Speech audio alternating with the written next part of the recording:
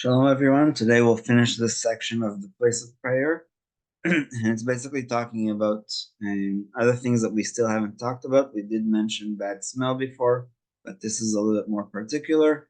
And also the direction of prayer. So even though we said that we're supposed to distance ourselves at least 4 amot, which is 2 meters or 6.5 feet from a bad smell, and he says that a person is permitted to pray facing the bathroom as long as the door is closed and no foul odor reaches him. However, if the door is open, he is forbidden from praying there, even if there isn't a smell, because it's disrespectful.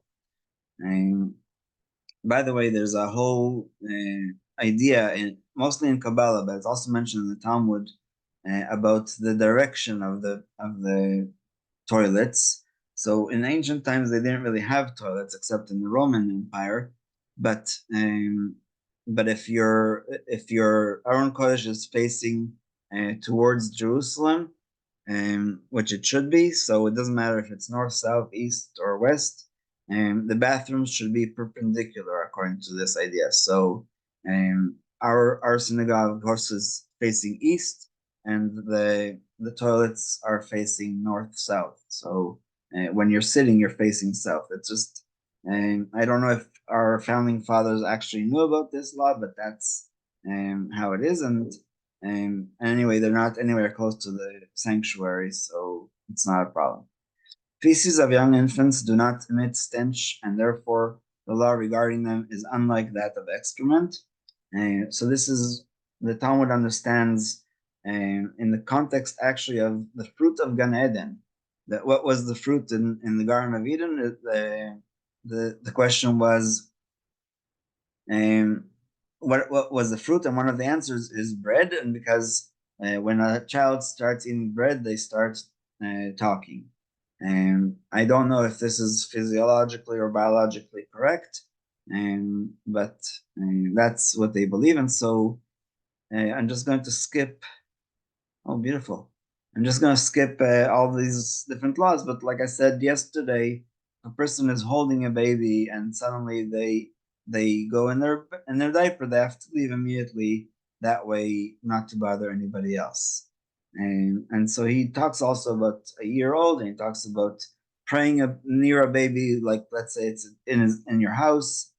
So first, before you start praying, you should find out if the diaper is clean or not.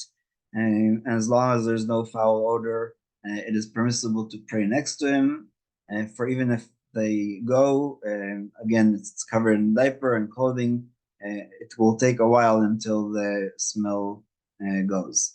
And at times, I'm skipping to this paragraph here, at times a sewer near the synagogue emits a bad smell which may reach the synagogue, in which case it is prohibited to pray inside. So in Har Bracha, where Rav Melamed actually has his yeshiva and shul, he's also considered the rabbi of the yeshuv. And the mikvah is actually almost parallel to the ark. And there was one time that the mikvah sewage was actually blocked up, and so the path to the shul was filled with all this dirt. And so this is actually very practical. Unfortunately, in Israel, there's many times that happens. Nobody knows always why. And so he says basically the following thing. Um, in which case it is prohibited to pray inside, so you either go outside or you pray somewhere else completely. Occasionally closing the windows that face the sewer helps, but when the foul odor lingers, spraying air freshener can be used to eliminate it. In the past, of course, people will offset the smell by burning a garment. And again, I'm not sure what the history of that is, but just wanted to share with you another screen about what he's going to talk about the ancient times, and will help us understand. So this is how sewage, open sewage, was in. This is in North Africa specifically, and so from all the houses, it will just gather down this little row in the middle, and people would walk by, and of course they would just close their nose or whatever. But but you can't pray when that's the situation at all. You can't pray or learn when you have that kind of situation. So let's go back to the chapter.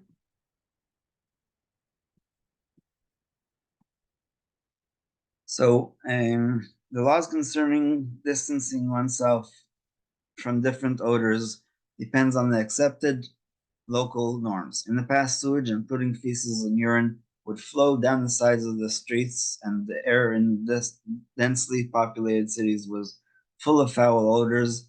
And like I wrote in my comment about yesterday's class, Moshe Rabbeinu went out of the city of wherever the capital was in order to pray, and Rashi says because it's full of gilulim.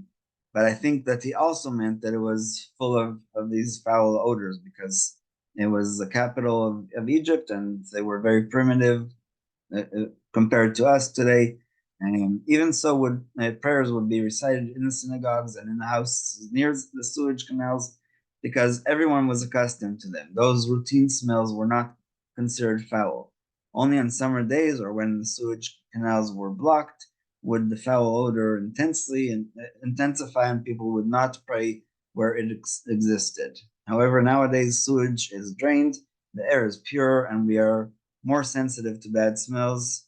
Hence, wherever we sense a smell, by today's standards, it is forbidden to pray. And again, to mention, we're not allowed to learn Torah in that case. So, Rav Moshe Tzuriel, who just passed away a few months ago, not of COVID, he was 82 or 83, and he actually had a subscription to the Jerusalem Post, and he would read it in the bathroom so that he wouldn't have to think about Torah.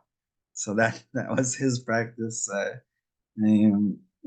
Anyway, he was the mashgiach in Shalvim. So in rural areas with barns, the smell that wafts from the barns to the houses and the synagogue is not offensive, again, to those who live there because that's what they're used to. And the last paragraph about this, people who pray outside must be careful not to pray in close proximity to garbage bins that smell.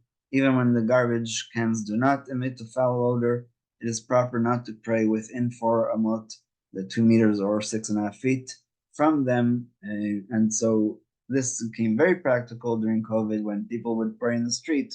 In Bet Shemesh, where my kids live, and they have a bin in front of every house. And so you had to be basically in the center of the street in order to not be within 2 meters from these cans. And one last thing, which is called erva. Erva is a revealed nakedness of a woman. And so it is prohibited to recite matters of sanctity in front of erva. Nakedness, as it says in Deuteronomy, your camp must be holy, a verse that we already quoted. Let him not see any erva among you and turn away from you. Regarding a man who sees another man or a woman who sees another woman, it is prohibited to recite matters of sanctity only in front of the specific organs of erva itself, the private organs.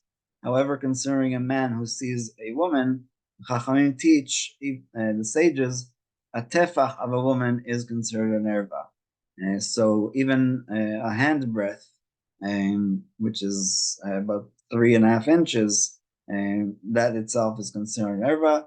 And that's why we have to know all the laws about modesty, but this isn't the place to talk about it, but just that there should be either turn away or go to another room, etc. What they meant is that it is forbidden to reveal any part of a woman's body which is normally covered, and that it takes that if that part is exposed, one is prohibited from reciting matters of sanctity in front of it. And so again, we're not going to go into all those laws, but I'll just say that this halacha is even your own wife. So so because of the idea of kavod to Hashem, because of the idea of the sanctity of what we're saying, even if it's your own wife. And so I'll conclude with a story from the Talmud about Rabbi Yehuda Bar Ilai, that in his time they were so poor that outer garment. They call it a coat, but I think it was something like a robe that was appropriate to cover the nakedness. Five students in the dormitory shared one such garment. Okay, so in order for them to be able to say the Shema, in order for them to be able to pray, and they actually had to take turns. So that's how poor they were, and so this is just about the idea of kavod of Torah and and giving proper. And again, I'm not going to go into the politics of hair covering, but if you want to look at most afterwards in the comments and in your app, he gives a few more ideas, and so I don't want to get into that because it's so complicated. And so